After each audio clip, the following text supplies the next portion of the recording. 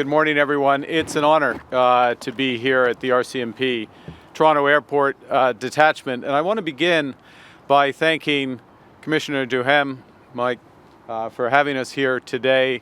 The members of the women and men of the RCMP represented behind me for hosting us today, but for protecting Canadians every day.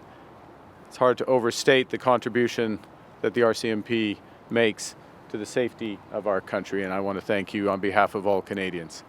It is a pleasure to be joined by the Secretary of State for Labour, John Zaricelli, from caucus colleagues from the Peel region and Toronto. What a fine group! What a fine group there. And the Secretary of State for Combating Crime, Ruby Sahota. In 3 weeks, Canada's new government will table our first budget. And that's our plan to build Canada's economy, to empower Canadians with new opportunities, and to protect our communities and our very way of life. Our plan for Canada Strong. Le monde est de plus en plus dangereux et divisé.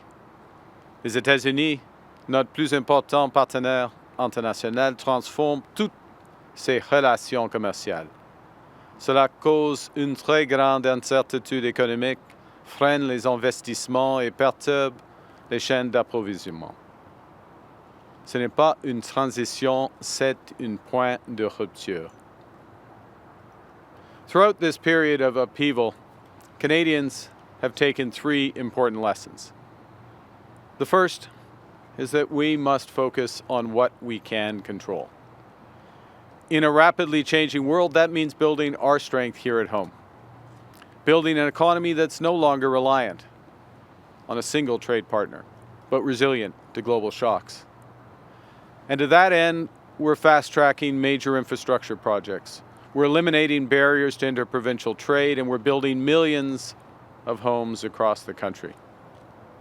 Nous ne pouvons pas dépendre d'un autre pays pour créer notre propre prospérité. Nous bâtissons une économie à la fois pour et par les Canadiens et Canadiennes. The second lesson that this past year has taught us is that we have to look out for ourselves. To build a stronger country, we must protect our communities, our borders, our country, our way of life. Pour bâtir un Canada plus fort, nous devons protéger notre souveraineté, nos communautés, nos frontières, notre mode de vie. Il n'y a pas de prospérité sans sécurité. Safe, resilient communities attract people and families. Families who want to put down roots, get a home, build a rewarding career, send their kids to a good school. Safe communities attract new investment, new jobs, and new businesses. The conditions are there that help you feel safe, secure, in control of your life, and empowered to know that if you work hard, you will get ahead. You should be able to rely on that safety because you do all the right things. You work hard. Maybe you buy a car to get your kid to a job, yourself to school. You buy your first home, perhaps in a neighborhood a little further from work than you had wanted, but you're starting out in what seems to be an affordable, safe community where you can raise a young family. But then you hear about a car just like yours that was stolen in your neighborhood, or a home in your city that was broken into, or a neighbor whose grandparent was scammed out of their hard-earned retirement savings because they opened the wrong email. And it's even worse when you hear that the person who stole that car, broke into that home, or defrauded a loved one has done it many times before and just got released on bail. Canadians deserve to feel safe in their community, to know that their homes are secure, to know that their money that they've earned is safe in their own bank account. In this spring's election, we earned a mandate from Canadians to deliver change, to secure our country and protect our communities just like this one. And we will do our part. Before I outline some details that Ruby referenced, I want to be clear. We're here in Toronto, where the Toronto Police Service secures the city. Not far from here, as do the Peel Regional Police. They're the ones who respond to 911 calls and show up at your door during times of crisis. They take the criminals off the street, they bring them into custody. And the Ontario Provincial Police serves the province. They handle cross-province crimes and investigations. The federal government's job is to protect our borders and to deal with terrorism, white-collar crime, financial fraud, and, crucially, the criminal code. So today, I'm announcing how the federal government is strengthening the criminal code to better protect all Canadians. And tomorrow, I'll make an important announcement on border security. This is how the federal government can help municipalities and provinces get criminals off the streets, disrupt and dismantle criminal networks, reinforce the justice system with tough and comprehensive bail reform, and build a stronger, safer, more secure Canada. Keeping Canadians safe is one of our new government's core missions, one we have focused relentlessly on from day one. Just 3 weeks after the election, when Parliament opened, we immediately introduced the strongest legislation in Canadian history to secure our borders and crack down on gun trafficking and illegal drugs, such as fentanyl. We want to put radar out of work. In September, when Parliament returned, we introduced new legislation to combat the horrifying rise in hate and violent intimidation, including to protect against anti-Semitism and Islamophobia. Notre projet de loi, la loi visant à lutter contre la haine, rendrait illégale toute entrave aux espaces religieux et érigée en infraction criminelle distincte, l'intimidation ou l'entrave aux lieux de culte et autres centres communautaires. Et demain, nous allons annoncer de nouvelles mesures pour protéger notre frontière. Nous sommes au Canada.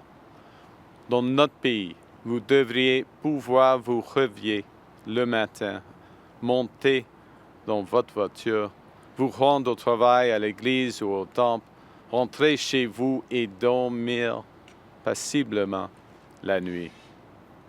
Lorsque nos lois échouent à plusieurs reprises à protéger ces droits fondamentaux, nous en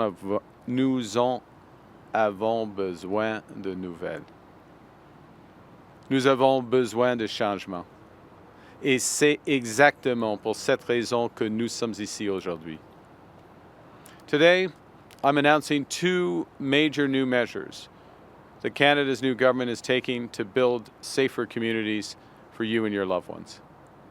First, we're strengthening the criminal code to get tough on bail and sentencing, keeping violent criminals and repeat offenders off our streets and out of our communities.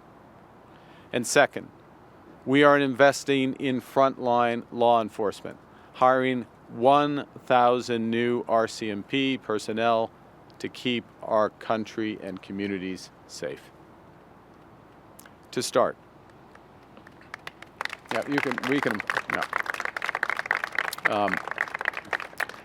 To start, the Minister of Justice will be tabling legislation within the next week with strong reforms on bail and sentencing.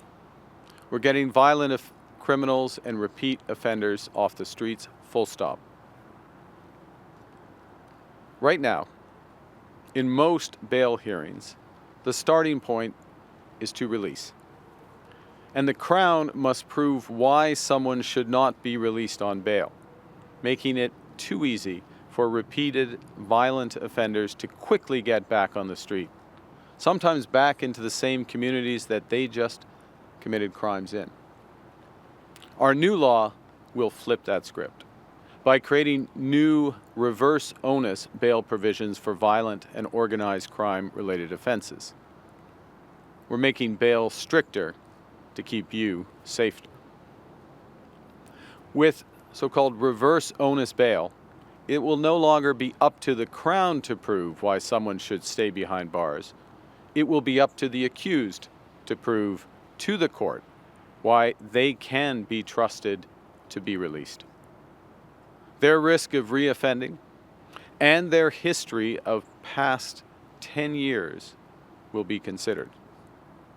These strong new reverse-onus bail provisions will apply to violent auto theft, to break and enter, to human trafficking and smuggling, to assault, to sexual assault, and to extortion involving violence or violent threats.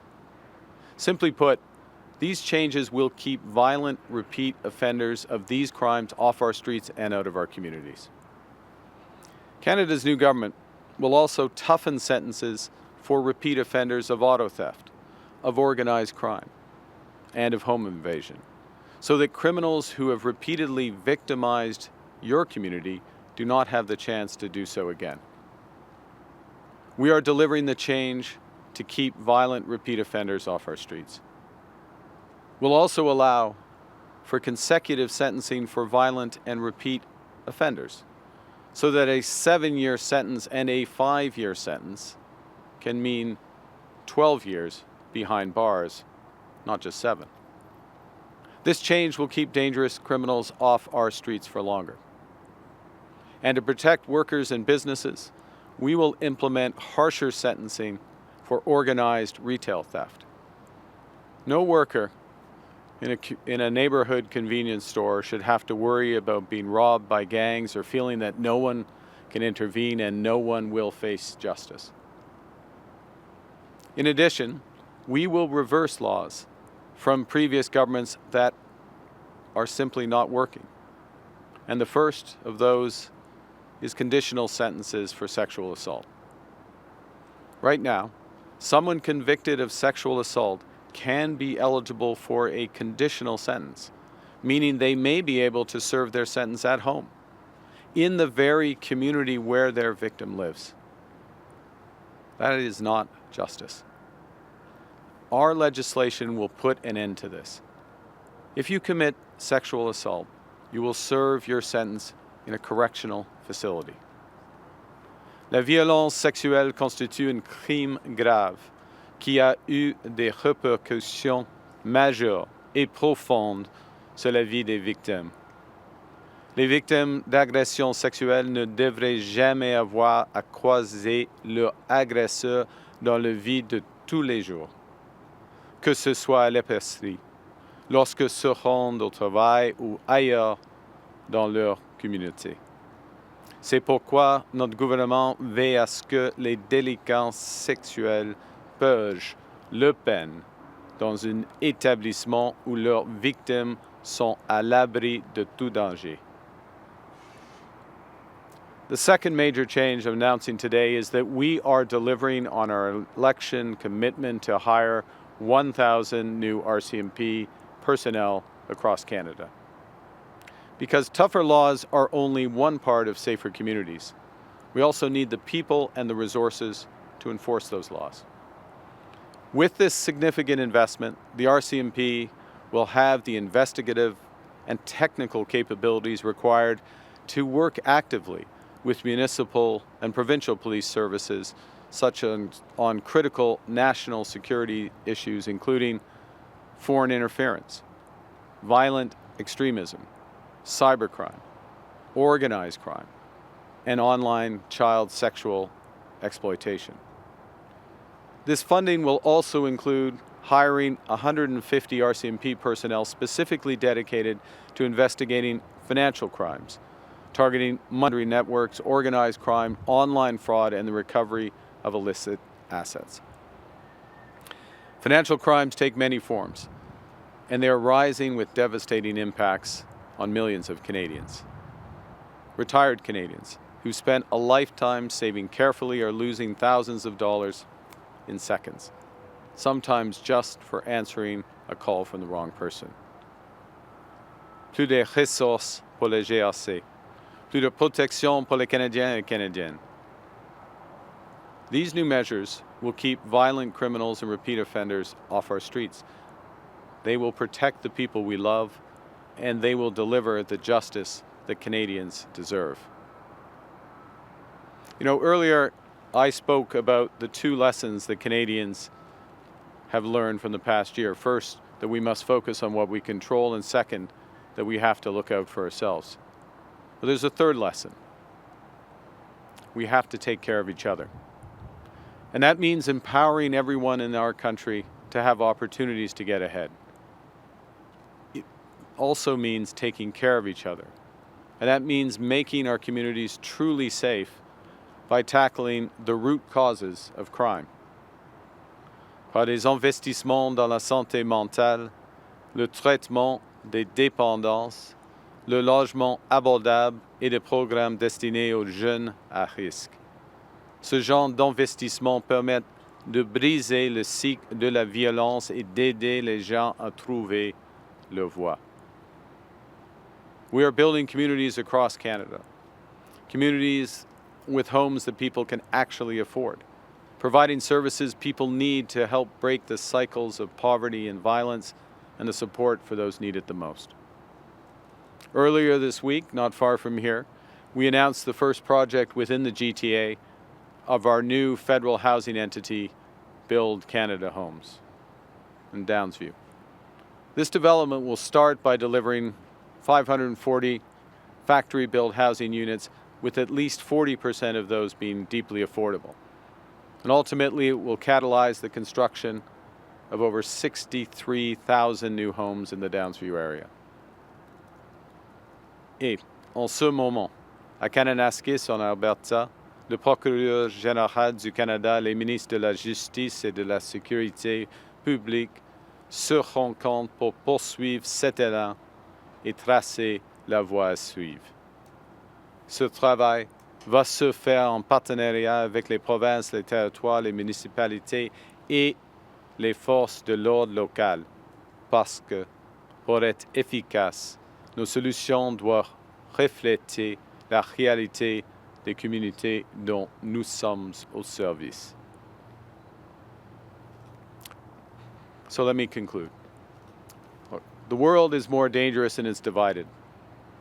It's changing rapidly. We can't control those forces outside our borders.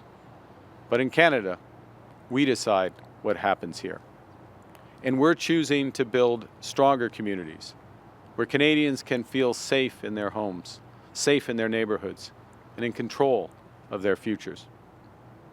We're fixing ineffective policies from the past and building a stronger, safer future with tough new laws, big new resources, and practical solutions. We will bring in tougher sentences for violent and repeat offenders and invest in thousands of frontline officers to combat crime in all of its forms. We'll secure our border and protect our sovereignty. We will protect our communities and our way of life. We'll protect your safety and the people you love. And we will build Canada strong.